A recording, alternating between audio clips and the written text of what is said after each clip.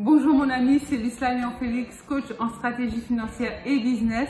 Je te souhaite la bienvenue sur la chaîne. Welcome ou welcome back si tu es un habitué ou une habituée. Ici, je parle développement personnel, entrepreneuriat, stratégie financière, business. Donc, si l'une de ces thématiques t'intéresse, je t'invite chaleureusement à t'abonner à la chaîne. Tu peux également cliquer sur la petite cloche.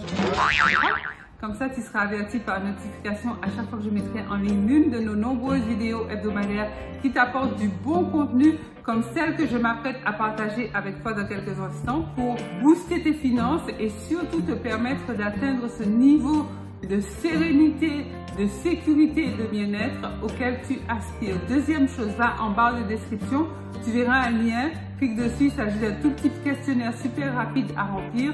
Une fois que tu l'as rempli, je t'offre une demi-heure de coaching stratégique gratuit pour pouvoir mettre en place avec toi tes premières pistes, tes premiers objectifs pour booster tes finances et surtout te permettre de vivre de manière très concrète la vie de tes rêves. Sans plus tarder, entrons dans le vif du sujet.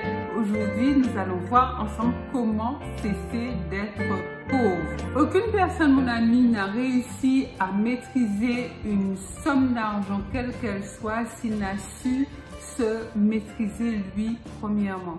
Aucune personne n'a réussi à maîtriser, à garder sur le long terme une grosse somme d'argent s'il n'a pu avoir au préalable de la maîtrise sur sa propre vie et de la maîtrise sur lui-même. Si tu veux modéliser les riches, si tu veux toi-même devenir riche, il faudra que tu puisses faire les efforts qu'il faut pour le devenir. Tu sais, la différence entre les personnes riches et les autres, alors les pauvres, la classe moyenne. Moi, généralement, quand je dis les pauvres, je parle de la classe moyenne. Donc, quand je dis les pauvres, je ne parle pas forcément du SDF. Donc, il y a beaucoup de personnes qui sont dans la classe moyenne et qui n'arrivent pas à joindre les deux bouts. En fait, la différence entre cette catégorie de personnes et les personnes riches, c'est pas dans la somme qu'il y a sur leur compte en banque ou la somme d'argent qu'elles sont amenées à brasser. En fait, la grosse différence, c'est sur leurs habitudes, sur leur hygiène de vie, sur leur style de vie. Et c'est vrai, tu le sais, force est de constater que tout le monde ne devient pas riche. Pourquoi? Parce qu'il y a un prix à payer, il y a des sacrifices à faire, il y a des efforts à fournir. Et tout le monde n'est pas prêt à faire ces efforts. Je vais partager avec toi 7 conseils pour ne plus être pauvre, pour sortir de la classe moyenne. Et à l'issue de ces 7 conseils, je te garantis, si tu les appliques, ta voie pour le succès et pour la richesse est toute tracée devant toi. Premier conseil, éteins la télé.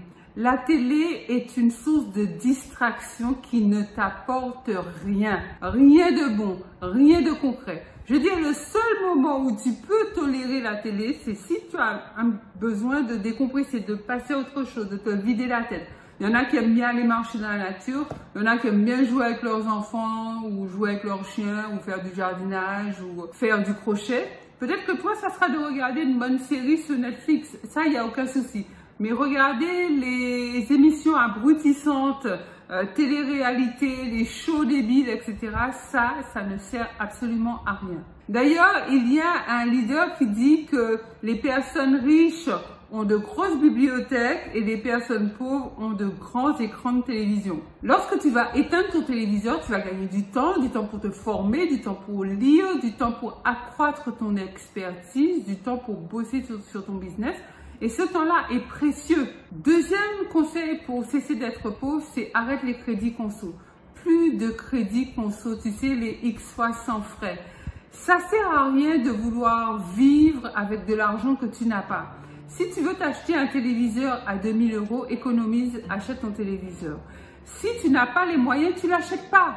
Ça sert à rien d'acheter un appareil dont intrinsèquement tu n'as pas les moyens. Parce que si tu avais les moyens d'acheter que ce soit un téléviseur ou que ce soit un canapé en cuir, tu l'achèterais cash, tu ne serais pas obligé de faire le X fois sans frais. C'est une manière de vivre au-dessus de tes moyens.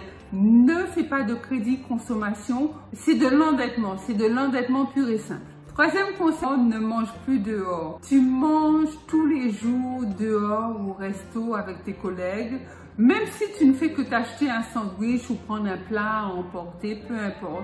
mais c'est une source de dépenses extraordinaire. C'est-à-dire que tu vas dépenser de l'argent 5 fois par semaine, c'est une somme astronomique pour te nourrir alors que tu pourrais très bien cuisiner par toi-même, faire tes plats, les emporter au bureau, les mettre au réfrigérateur ou dans un endroit frais et les consommer sur place. C'est de l'argent dépensé inutilement. Je te dis pas d'arrêter d'aller au restaurant, mais arrête d'aller au restaurant tous les jours. Arrête d'acheter des sandwichs tous les jours. Déjà, en plus, c'est pas super bon pour la santé. Et arrête de prendre des plats à emporter tous les jours. Pour préparer tes plats toi-même, pas besoin d'être un super grand cuistot ou une super grande cuisinière. En plus, l'avantage n'est pas seulement que pour ton porte-monnaie, c'est aussi sur les aliments que tu manges parce que tu as la vue, tu as la main sur les aliments que tu cuisines. Tu sais ce que tu achètes, donc tu manges des aliments qui sont sains, préparés dans de bonnes conditions. 4e conseil pour cesser d'être pauvre, arrête les dépenses superflues, les dépenses de confort superflues. Le champagne à gogo, les boîtes de nuit, les vêtements de marque, les chaussures de marque, les sacs de marque. Peu importe ce que tu achètes mais qui te coûte cher, arrête-le. C'est-à-dire que tu es entré dans un cercle de m'as-tu vu.